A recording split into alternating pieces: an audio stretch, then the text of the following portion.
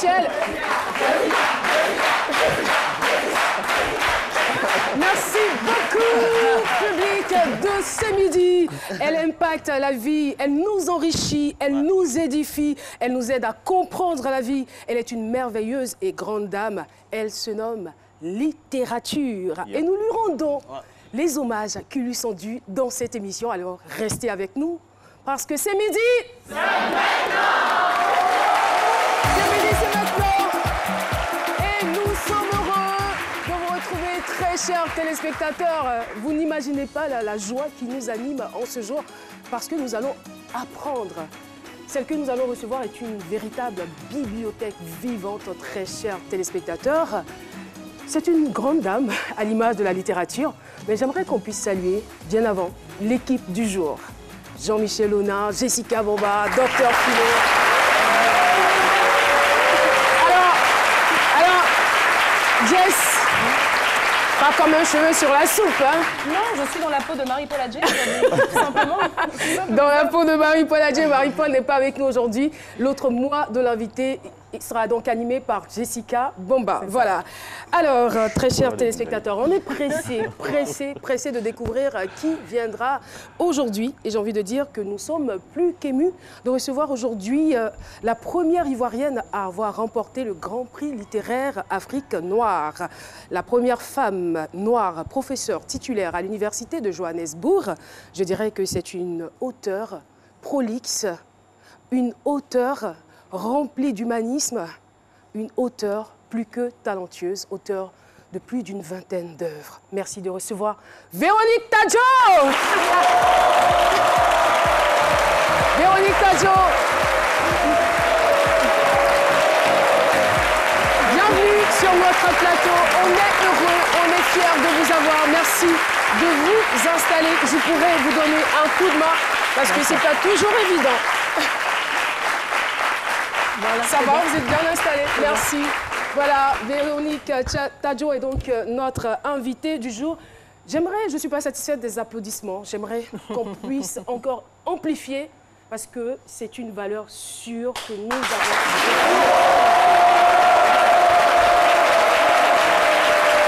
Une auteure charitable. On est heureux. C'est vrai que c'est rare. Je dirais...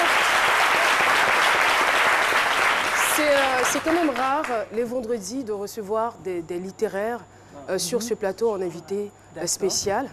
Oui, nous recevons des sommités, je veux dire, du monde des médias, de la musique et autres.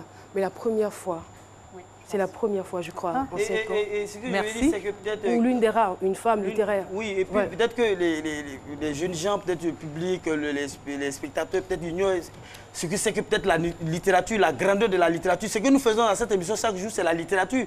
Vous, Caroline, les introductions, c'est cet art-là. C'est parce que vous avez acquis un certain nombre de connaissances grammaticales. Et heureusement que je suis allée à l'école. Je suis allée à l'école. Même le public est là, vos applaudissements là, c'est de la littérature. Parce que si on devait déclarer ces applaudissements au Brida, vous allez les écrire. C'est la littérature. Ah oui, et on retrouve la littérature partout. Dans le livre, dans la poésie, on retrouve la littérature. Dans la musique, on retrouve la littérature. Absolument. Dans le cinéma, on retrouve la littérature. Dans les œuvres de sculpture, on retrouve la littérature. La littérature est au centre de tout. Elle est au centre de la vie. C'est exact. Et elle conduit notre vie. En tout cas, merci infiniment, Véronique Tadjo, d'être venue sur ce plateau. Alors, avant d'aller plus loin dans cette émission, je voudrais vous demander respectueusement de nous passer votre album photo. Ah, d'accord. Vous êtes d'accord? D'accord. D'accord, vous l'acceptez. Alors, nous allons donc y retirer juste quelques photos. Voilà. Et c'est à vous de les commenter. Hein. Je ne sais pas si vous avez le souvenir des occasions auxquelles les photos ont été prises. Oui. Alors là, c'est le premier dojo du plateau, la première photo là, de taekwondo. D'accord. Et c'est Maître Kim Young Tae. Et alors, il y a plein de de gens du taekwondo qui après sont devenus des dan, c'est-à-dire qu'ils ont monté vraiment dans la hiérarchie. Et là, je suis à côté parce que c'est là-bas que je me suis entraînée et que je suis devenue ceinture noire de taekwondo. Bravo.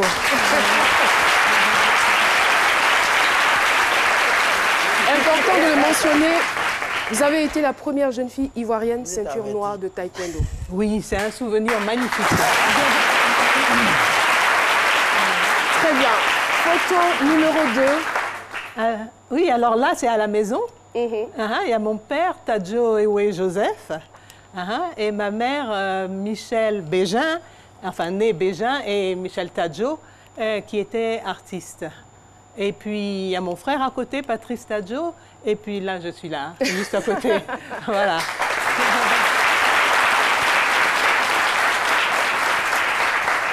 La photo numéro 3. Comment? Numéro 3. Alors, numéro 3, vraiment bravo. Hein. Je ne sais pas où vous avez trouvé cette photo, mais en fait, c'est une photo qui a été faite comme ça. Un jour, un photographe professionnel m'a demandé à poser pour une photo. Et voilà, donc voilà cette photo qui est sortie. J'étais assez jeune à l'époque. Et qu'est-ce que cette photo vous ramène comme souvenir? Bon, c'est toujours Abidjan. Hein. Abidjan. Oui, c'est toujours Abidjan. La jeunesse. Alors, c'est vrai que le parcours est riche, il est édifiant, il est très inspirant, mais il est important de mentionner que Véronique Tadjo est un pur produit du système éducatif, du système scolaire ivoirien. Absolument. Important de le mentionner, de dire qu'on peut aller à l'école ici et avoir ce niveau et porter aussi haut le niveau de la littérature comme elle a fait. En tout cas, merci infiniment pour tout ce que vous donnez. Et tout de suite, je vais donc inviter les téléspectateurs à visiter un palier de votre riche bibliothèque. C'est tout de suite et maintenant dans cet élément. Son premier essai fut un coup de maître.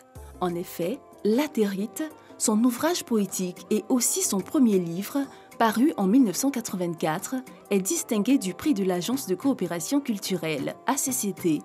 Traduite en plusieurs langues, elle continue de mener conjointement des écritures pour enfants et adultes. Une dizaine de titres pour chaque catégorie qui, loin de s'opposer, se font au contraire bien souvent écho. Par exemple, Loin de mon père parle de Nina qui revient en Côte d'Ivoire pour organiser les funérailles de son père dans un pays fragilisé par une crise sociale. Ayanda, la petite fille qui ne voulait pas grandir, utilise d'autres mots et d'autres images pour parler de la perte du père pendant une guerre absurde. Ayanda doit réapprendre à vivre dans sa communauté après l'énorme peine que la disparition de celui qu'elle aimait tant lui a causée. Parallèlement illustratrice, Véronique Tadjo s'adresse aux enfants avec Le Seigneur de la danse, Mami Wata et le monstre, Grand-mère Nanan, un hommage à sa défunte grand-mère paternelle, Le grain de maïs magique. Tant d'œuvres d'esprit qui font la fierté de la bibliographie de Véronique Tadjo. Quand elle sort Reine Pokou chez Actes Sud, c'est la consécration. Elle est distinguée Grand Prix littéraire d'Afrique noire. Elle est la première écrivaine ivoirienne à recevoir cette distinction. Elle est désignée auteur à l'honneur à l'édition 2019 du Salon international du livre d'Abidjan.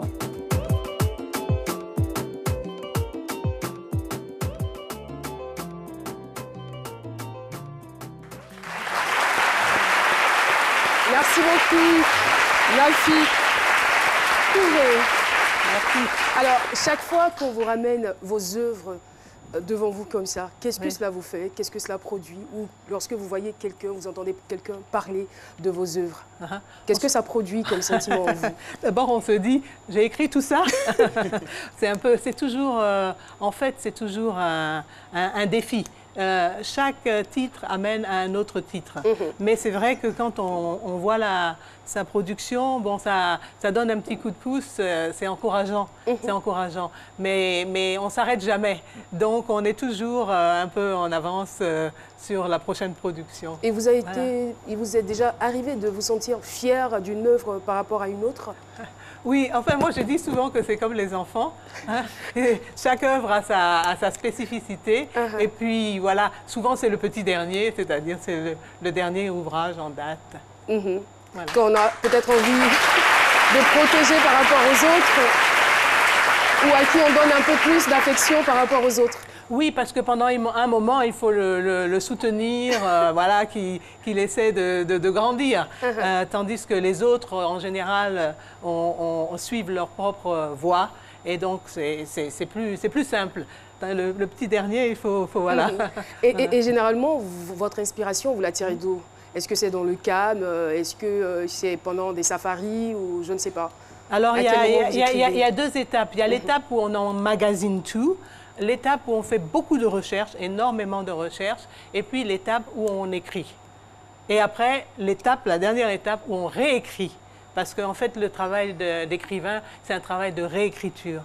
On pense qu'on peut écrire une fois et envoyer chez l'éditeur. Pas du tout, le manuscrit. Pas du tout. C'est des réécritures, réécritures. Et parfois, ça arrive chez l'éditeur, et l'éditeur a quelque chose à dire, et donc on continue encore le travail d'écriture.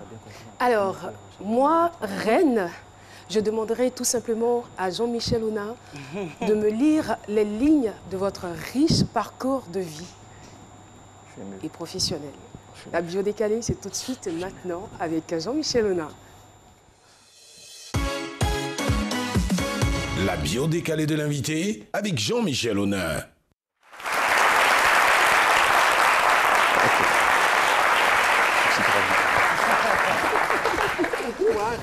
Moi. Je suis ému. Véronique Tadjo, bonjour. Bonjour. Tiens, j'oubliais, vous vous appelez aussi...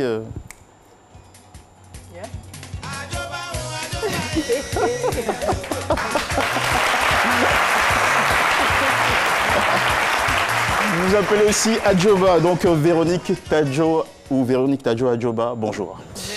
Voilà, et ça on le doit à votre illustre père, le grand Joseph Tadjo Ewe, qui a servi ce pays à de très hautes fonctions, et à votre amour de maman, Michel, brillante plasticienne originaire de la Bourgogne en France, où vous êtes né le 21 juillet 1955, avec visiblement des gènes artistiques dans l'ADN.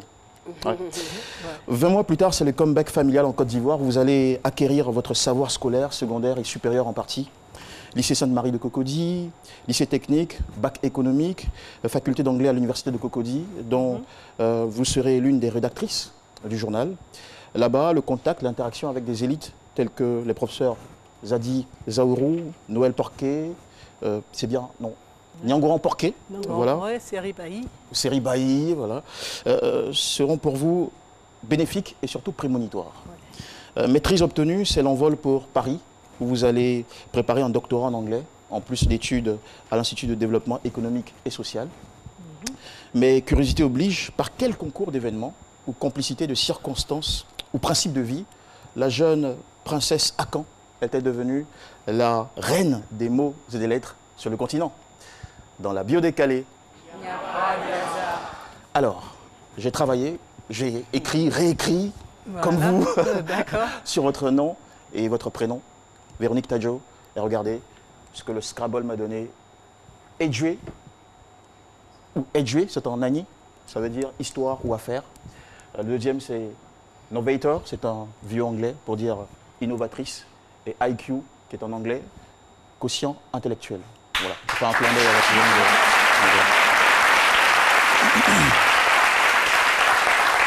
Donc, Edjoué, pour commencer. Véronique Tadjo, c'est indiscutablement là le mot symbole de votre vocation, de votre destinée. Vous êtes né pour briller à travers votre capacité particulière à nous raconter, à nous écrire des histoires. La première jaillit d'un vécu pendant votre saison en qualité de professeur au lycée de Korogo. Un dépaysement dans le nord de votre pays, raconté dans votre premier volume, Latérite, paru en 1984, qui vous a valu tout de suite un premier prix, celui de l'Agence de coopération culturelle et technique. Une symphonie aux étoiles vient de commencer pour ne plus jamais s'arrêter. Vous retournez à Paris, bouclez votre thèse de doctorat en anglais et rentrez au Bercail transmettre votre savoir à l'ENS, puis à l'université de Cocody. Les cours s'enchaînent, les productions s'empilent. ce qui vous distingue surtout, c'est l'esprit novator, innovant.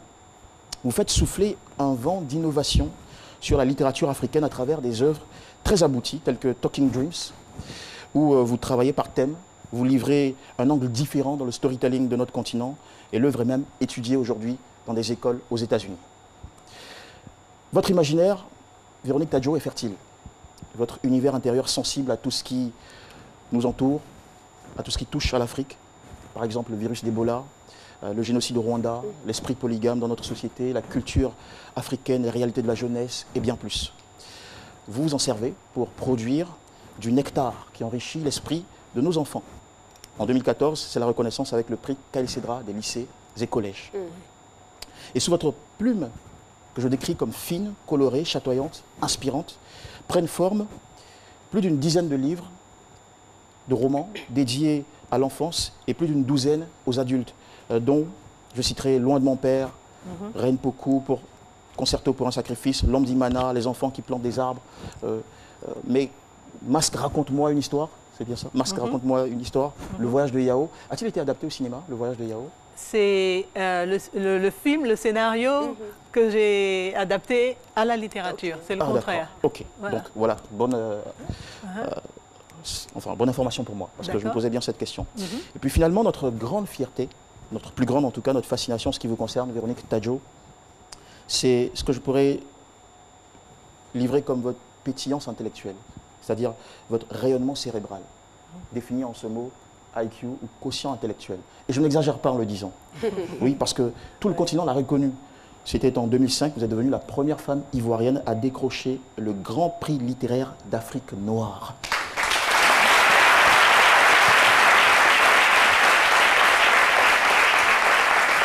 Vous entriez donc cette année-là dans le cercle très fermé de légendes telles que Bernard Dadier, Jean-Marie Adiafi, Akeloba. Enfin, j'ai une petite émotion. En 2012, pour confirmer et dire, vous devenez la première femme nommée professeure à la prestigieuse université de Witwatersrand en Afrique du Sud. C'est le grade le plus élevé dans la hiérarchie estudiantine de ce puissant pays africain. Alors, pour nous, ce n'est pas étonnant que vous soyez auteur à l'honneur cette année au SILA 2019. Votre étincelant parcours, au-delà de nous inspirer des frissons de fierté et d'admiration, nous inspire surtout à nous jeunes à retrouver l'art parfois perdu de la littérature pour embellir nos vies et surtout façonner notre continent. Je vous remercie. Merci. Je vais demander qu'on se lève pour faire un standing ovation.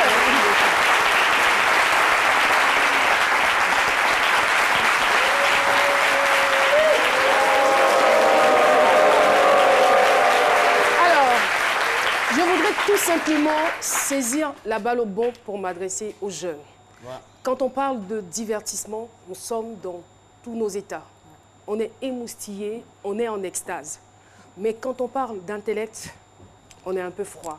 Mais il faudrait que ça change. Est-ce que je peux compter sur la jeunesse qui est dans cette salle pour que ça change? Parce que l'avenir, ça se prépare maintenant. Et l'avenir de ce pays compte sur ces jeunes. L'avenir de ce pays compte sur vous aussi. Si vous le croyez, vous pouvez applaudir. Mais si vous ne le croyez pas, vous laissez tomber. N'est-ce pas? Oui, effectivement. Et nous avons besoin de ce genre de modèle. Nous avons besoin de valoriser de plus en plus ce genre de modèle. Voilà. C'est vraiment merci beaucoup. Et c'est vrai que c'est pour la jeunesse qu'on est écrit, c'est pour nous-mêmes, c'est pour voilà, tout le monde en fait, on écrit pour ici, pour là-bas, pour voilà, et vraiment, je pense que la littérature c'est vraiment un moyen d'acquérir le savoir, mais aussi c'est un moyen de se divertir. Et d'ailleurs le thème du salon de cette année, c'est le livre Mon compagnon au quotidien, parce que en fait, si je suis arrivée à la littérature, c'est d'abord par la lecture. Parce que j'aimais beaucoup lire, et puis après, je me suis mise à écrire comme ça, sans penser tellement que ça allait aboutir à quelque chose. Donc la lecture, on ne sera jamais seul avec un livre. C'est un très bon compagnon. Voilà, c'est un bon compagnon, on voyage, on apprend, Et voilà, on apprend sur soi-même, sur les autres. Je pense que c'est une belle chose à avoir. Voilà. Alors, les critiques littéraires ont très souvent du mal à trouver des failles dans vos œuvres. La question que je me pose, c'est quelles sont les méthodes et quel est le secret, quel est votre secret? Quelles sont les méthodes que vous utilisez donc pour être aussi irréprochable? Bon, il y a beaucoup, il faut s'investir entièrement. Et donc, ça demande beaucoup d'engagement. Et puis, il y a aussi, il faut être courageux. Parce qu'en fait, si on veut aller jusqu'au bout de son propos, si on veut aller jusqu'au bout de son projet, on est obligé d'avoir un certain courage parce que sinon, c'est ce qu'on appelle de l'autocensure. C'est-à-dire que personne n'a même besoin de vous censurer, c'est vous tout seul qui allez vous censurer parce que vous avez peur de dire certaines choses. Donc, c'est ça, c'est ces étapes à franchir avant de pouvoir... voilà. Et c'est beaucoup de travail, énormément de travail. Voilà. Comme je le disais, vous êtes une personne charitable, mais vous êtes une personne courageuse et un peu émotive aussi. Voilà, c'est ça, il y a tout ça. Alors, voici donc la rubrique qui va vous plonger dans certaines émotions. En tout cas, nous, on a décidé de ne pas vous faire pleurer. Franchement, on veut que vous gardez le sourire du début à la fin de cette émission. On rentre juste dans le jeu des cases. Vous avez au total 4 cases et vous choisissez dans l'ordre qui vous convient. Donc, case numéro 1, numéro 2, numéro 3, numéro 4. Vous choisissez le chiffre qui vous plaît et vous commentez par la suite. Ah d'accord, donc je choisis un chiffre. Oui. 4. 4, vous commencez par le chiffre 4. Madame Dekao Jeanne Failou.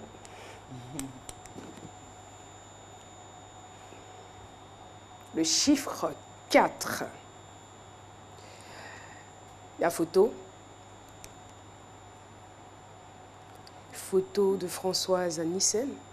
Ah oui, bien sûr, oui. Voilà.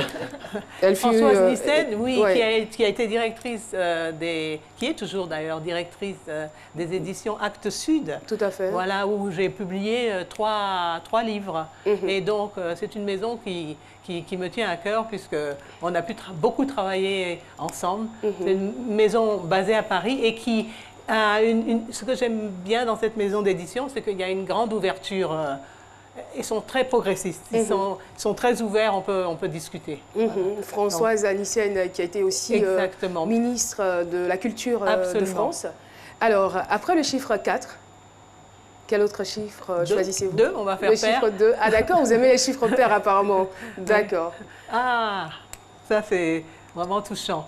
C'est Rivaï, un très très très grand ami et quelqu'un en qui j'ai beaucoup de respect pour justement son honnêteté intellectuelle. Et vous continuez de parler de lui au présent? Oui, ça montre, pour moi il est encore là. À quel point, Pour moi il est encore là puisqu'il a influencé beaucoup de personnes et donc ces personnes continuent à vivre, donc ça veut dire qu'il est encore là avec nous. Et ça c'est comme ça que je fonctionne. Voilà. En tout cas, toutes nos condoléances. Je suis vraiment très heureuse de le voir, et triste qu'il soit parti. En tout cas, célèbre écrivain et homme politique ivoirien décédé le 2 décembre 2018. C'est cela ou pas? C'est cela? On peut me donner la confirmation? Je doute un peu parce que pour moi, j'ai l'impression qu'il y a seulement quelques mois. Oui, c'est ça. J'ai l'impression que c'est hier. Voilà. D'accord. Alors, c'est vrai que vous aimez les chiffres pairs, mais là, franchement, je ne sais plus parce qu'on a le chiffre 1 et le chiffre 3. Oui, non, mais ça va, on commence par les chiffres pairs. Non. D'accord. On va au 1. Au 1, d'accord. Merci. Coucou Véro, j'imagine ta surprise, car c'est ça aussi, c'est midi. Sache que je suis heureuse de faire partie des personnes choisies pour t'honorer aujourd'hui. Tu le mérites, car tu es une femme d'exception et de talent. En plus de savoir ce que tu veux, tu es une femme généreuse. Véro, plus qu'une mine d'or, tu es une richesse pour toute ta famille, tout ton entourage. Sache que tout le monde t'aime. Sois béni. Merci aussi à toute l'équipe de ce midi qui te célèbre aujourd'hui. Bisous. Voici Claudine. Je vous l'avais promis, hein, vous gardez le sourire jusqu'à la fin de cette émission. C'est super. Ma cousine Claudine, que j'adore. Voilà. Vraiment, Ça fait du bien. Elle est aussi très près du livre. Okay. Alors, on a encore ça en commun. Et donc, voilà, je l'aime beaucoup. Pour parler comme quelqu'un, c'est le défaut de la famille. Hein, c'est le défaut de la plus famille. grande qualité. Ouais. Le chiffre 3, la case numéro 3, c'est la seule qui nous reste. Voilà, le grand Bernard Dadier, hein, qui vraiment, c'est grâce à lui si je suis venue à l'écriture. Et non seulement ça, c'est que c'était aussi mes parents étaient amis. Je veux dire, Bernard Dadier et mon père se connaissaient très bien. Et donc, même toute petite, j'ai eu à aller dans la maison des Dadier. Vous avez beaucoup de chance. Hein? Oui, beaucoup de chance. Et puis, on n'habite pas loin. Enfin, je veux dire, il y a la maison de Bernard Dadier et nous, on est à la Cité des Arts. Et donc, toujours, il fallait que j'aille faire un tour chez Bernard Dadier. On n'est donc pas étonné du fruit que cela a donné aujourd'hui. Hein? Oui, vraiment quelqu'un de très généreux. Vraiment très généreux et très accueillant. Et très près des jeunes auteurs. Vraiment, c'était toujours un plaisir d'aller lui rendre visite. Oui, nous avons eu aussi cette chance-là, l'équipe de C'est Midi, d'aller l'interviewer chez lui. Nous avons fait une émission spéciale pour lui rendre hommage. Et voilà, heureusement qu'il laisse un bel héritage à cette génération. Et donc, lui aussi, il est avec nous. Il est avec nous. Voilà. Vous le voyez là? Merci infiniment, Véronique Tadjo, notre invitée spéciale de ce jour. L'émission n'est pas terminée, nous sommes juste, je dirais, à mi-parcours. Restez en notre compagnie, courte pause, pub et on se retrouve. C'est midi, c'est ça.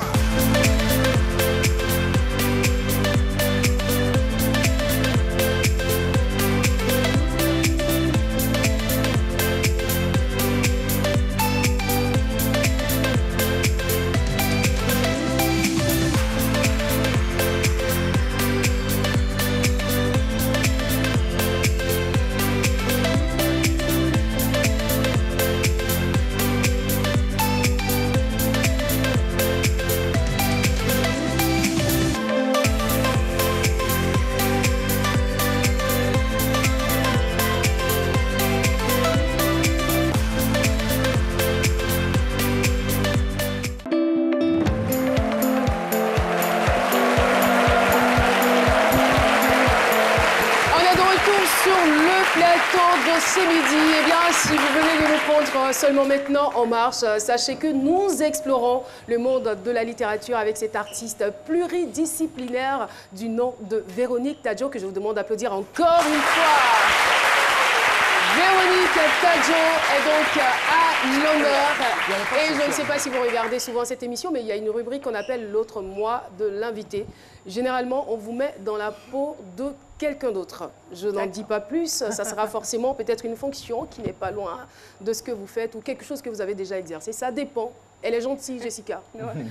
Voilà, l'autre moi de l'invité, c'est tout de suite et maintenant avec Jessica Bomba. L'autre moi de l'invité avec Jessica Bomba.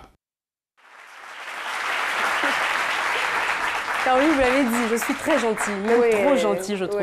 Alors, Madame Tadjo, le principe ici est très simple. Normalement, je dois mettre l'invité dans la peau d'un personnage. Et en général, c'est un personnage qui est complètement à l'ouest de ce que la personne est en réalité. Mais comme je suis gentille aujourd'hui, j'ai décidé, venez avec moi, s'il vous plaît. Donc, je vais vous chercher. Ah, je viens vous chercher. Je viens vous chercher. Voilà, venez avec moi. Bon. Là, on a déjà... Une petite musique ? Oui, pourquoi pas ? Oui, une petite musique, ce serait bien, oui. On a déjà les accessoires qui sont là. Donc, vous imaginez un tout petit peu ce que ça va être. Voilà, vous avez été professeur d'anglais. C'est exact. Exactement. Non, venez.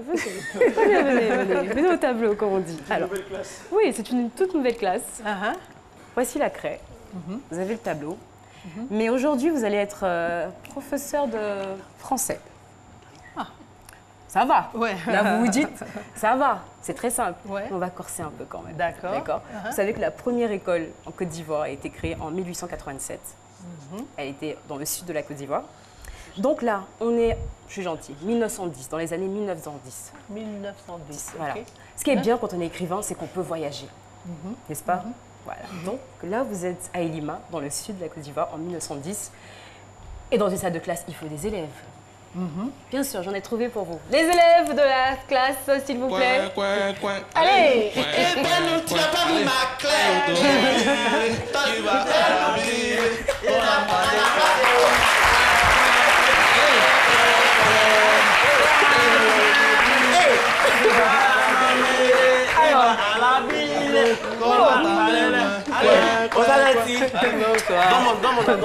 Alors, je vous laisse dans votre salle de classe. D'accord.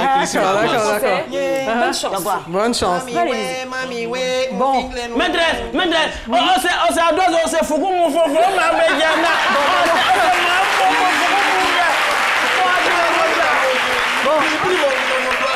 Les enfants, on va s'asseoir. On va s'asseoir. Laisse-toi, va à côté de ton camarade. Ça là, c'est quoi? Assieds-toi. Bon, attends, assieds-toi ici. Une question. Voilà, c'est bien. Alors, on va écouter. Oui? Pourquoi tu es blanc?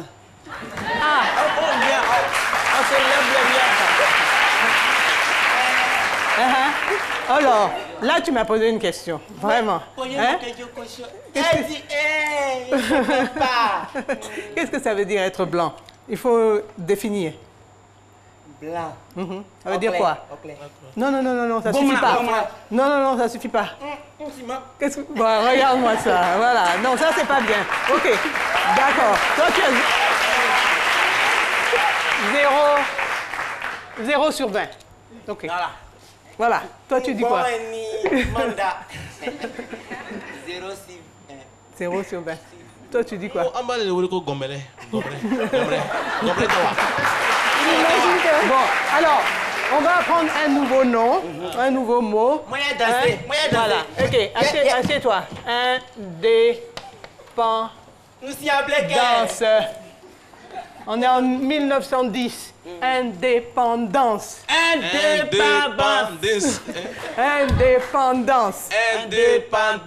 Voilà. Ça veut dire quoi, indépendance? Indépendance. Moi, j'ai fait mal à la maison. Ils sont à la maison. Voilà, C'est quel élève ça? Indépendance, ça veut dire tu réfléchis. Voilà. Tu réfléchis dans la tête et puis tu réfléchis pour après, pour le futur. Voilà. Maintenant, il y a faim. Au revoir.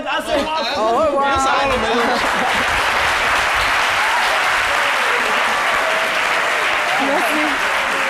Alors moi, franchement, j'avoue que si tous mes profs avaient cette patience-là, franchement, je pense que tous les élèves aimeraient aller à l'école, vraiment. Ce que je retiens, c'est que vous avez beaucoup de douceur, beaucoup de pédagogie surtout, et de la patience. Et c'est tout ce qu'il faut pour être un bon prof. En tout cas, merci infiniment. Merci. Oh là là.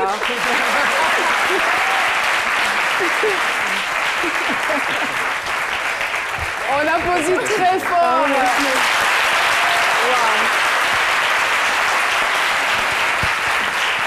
Et à aucun moment, je ne vous ai vu reprendre un élève.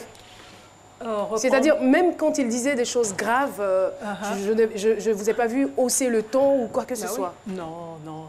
Dans l'enseignement, non, c'est pas ça. Parce qu'on est avec des jeunes et on est avec des... La difficulté parfois, c'est qu'il y a des jeunes qui veulent apprendre, mais qui ne savent pas comment apprendre ou qui ont peur d'apprendre. Et donc, il faut les amadouer un peu, voilà, et les faire réfléchir. Et justement, parlant de jeunes, il y a forcément des jeunes qui nous regardent et qui se disent, franchement, on aurait peut-être souhaité avoir un bagage intellectuel et pouvoir écrire. Malheureusement, c'est raté. Que pouvez-vous leur dire? Je pense que l'écriture, c'est pas tout. Et puis, par exemple, vous voyez, on s'est aperçu que maintenant, nous-mêmes, on pouvait être des analphabètes dans la nouvelle écriture informatique. C'est-à-dire? Ben oui, parce que l'informatique, c'est tout un nouveau langage qu'on doit acquérir. Et parfois, on peut avoir des diplômes, on peut avoir un doctorat, un PhD, voilà. Et puis, on a du mal avec l'ordinateur. Et tout à coup, vous voyez un jeune qui débarque et puis qui vous montre comment vous sortir de votre problème. Par exemple, mes fils, souvent, je les appelle. Et c'est eux qui viennent régler certains problèmes, soit sur le téléphone, soit sur l'ordinateur. Donc, on apprend toujours. rien n'est fixe. Et donc, par exemple, l'informatique, c'est tout un nouveau langage à acquérir. Oui, Jean-Michel. Madame Véronique Tadjo, moi je voudrais vous amener sur la question écologique. Vous avez écrit un ouvrage qui s'appelle les enfants qui plantaient des arbres. Alors, la question du réchauffement climatique aujourd'hui touche plusieurs pays, dans le nôtre également.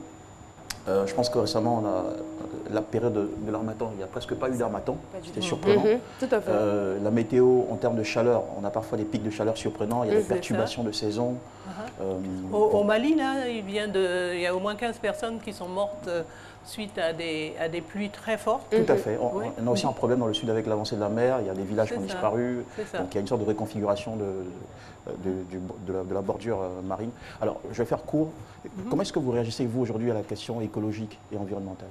Pour vous dire la vérité, c'est la question qui me préoccupe vraiment, parce que je pense que l'Afrique ne doit pas rater ce tournant-là. C'est-à-dire qu'on voit que tout le monde se mobilise. Dans le monde entier, la question devient de plus en plus urgente. Et donc, je pense que nous, on doit réussir à trouver des réponses spécifiques à nos problèmes, mais on ne peut pas rater ce tournant-là.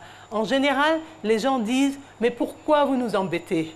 On n'est pas les plus grands consommateurs d'énergie, on n'est pas les plus grands pollueurs. » En réalité, ce n'est pas vrai. En réalité, ce n'est pas vrai.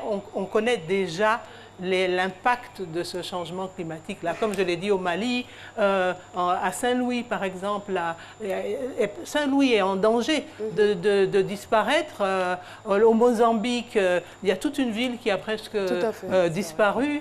Je veux dire, c'est des choses, bon, l'épidémie d'Ebola dont j'ai parlé, c'est des choses qui nous menacent. Et donc, on ne peut pas dire non, mais nous, on veut continuer à consommer, à faire. Je pense qu'on peut se développer, mais dans un sens où on va aller dans le durable.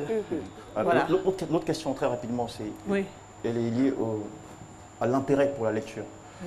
Il y a des efforts qui sont faits, ils sont visibles. La télévision ivoirienne produit des émissions pour encourager la lecture.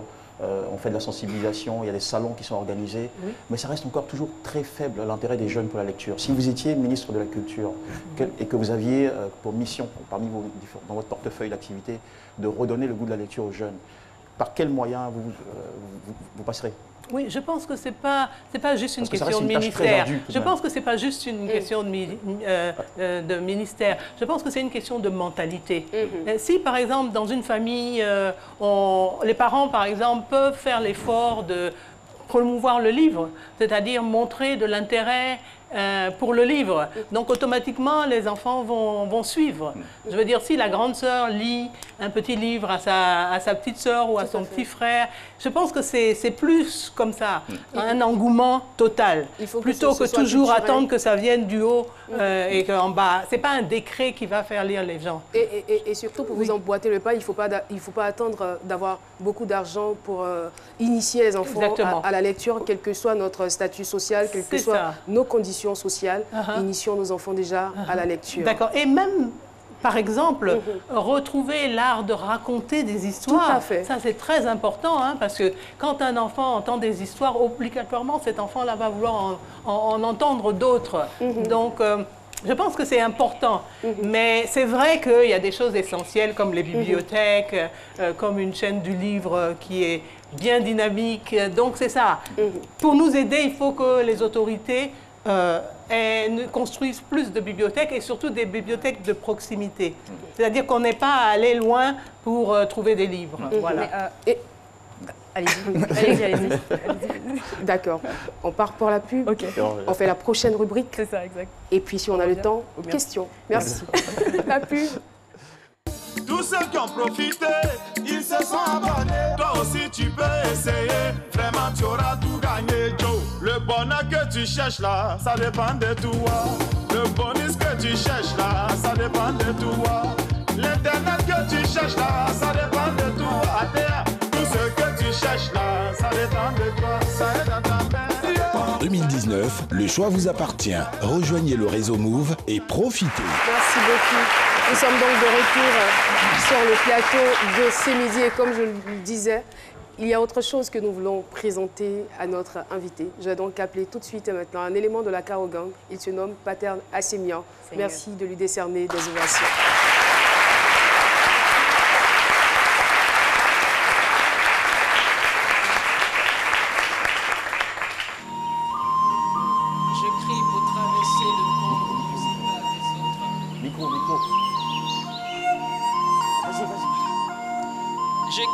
traverser le pont qui me sépare des autres. J'écris pour me planter fermement dans le sol. J'écris pour recréer la parole première, la mélodie des gestes et des chants, le rythme de la vie. J'écris pour reconquérir mon royaume perdu. J'écris pour retrouver l'enfance aux cris et aux rires en cascade. Je crie pour ceux qui nous lisent et qui sont parfois perdus. J'écris pour vous et pour nous. J'écris pour donner un souffle à ceux qui sont abattus. J'écris pour ceux qui sont fatigués et déçus. J'écris pour dire nos désespoirs et nos échecs. J'écris pour dire que la vie est belle. J'écris parce que l'Écriture m'a appelé. Pour les hommes et les femmes que nous sommes devenus, j'écris parce que je dois tout à l'Écriture, parce que l'Écriture m'aide à habiter ce monde. Merci beaucoup. Merci infiniment, Pater Assémian. Oui, je suis la conteuse, poétesse des temps nouveaux. Et c'est de Véronique Tadjo, notre invitée, avec la petite touche de Pater Assémian. Il fallait vraiment le faire. C'est ça. Voilà, petit cadeau pour vous. À quelle occasion avez-vous donc écrit ce texte? En fait, c'était une exposition d'illustrations de livres pour la jeunesse. Et c'était un catalogue qui a été publié à l'occasion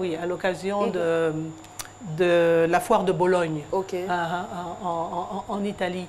Et donc, on m'a demandé un texte. Et alors, à ce moment-là, tout est ressorti. Un très beau texte, en tout cas. Jessica Bomba. Je voulais tout simplement revenir sur la question de la lecture au niveau des jeunes. Alors moi, je pense qu'aujourd'hui, comme vous disiez, je pense qu'aujourd'hui, les jeunes se retrouvent énormément sur les réseaux sociaux. Moi, je vois aujourd'hui des pages Facebook qui sont dédiées à la littérature, où on écrit des textes, où les enfants lisent, les jeunes lisent. Moi, je me surprends justement à rester pendant 20 minutes à lire un texte parce que je le trouve sur les réseaux sociaux. Est-ce que finalement les écrivains ne devraient pas se tourner vers ces nouveaux moyens de communication pour amener justement la nouvelle génération qui est à fond là-dedans, on n'y peut rien, justement pour les rapprocher un peu plus de la lecture? Oui, on y pense, hein, on y pense et on le fait aussi. Mais seulement, il faut faire attention parce qu'en fait, quand on lit sur Internet, la concentration est très faible. C'est-à-dire qu'on ne peut pas comparer un texte lu sur l'Internet avec un livre qu'on va déposer, reprendre, on va mettre des notes et tout ça. Donc on peut encourager les jeunes à lire par ce biais-là, mais je crois qu'il faut absolument qu'après ils aillent au livre parce que c'est quand même plus profond, ça va plus loin.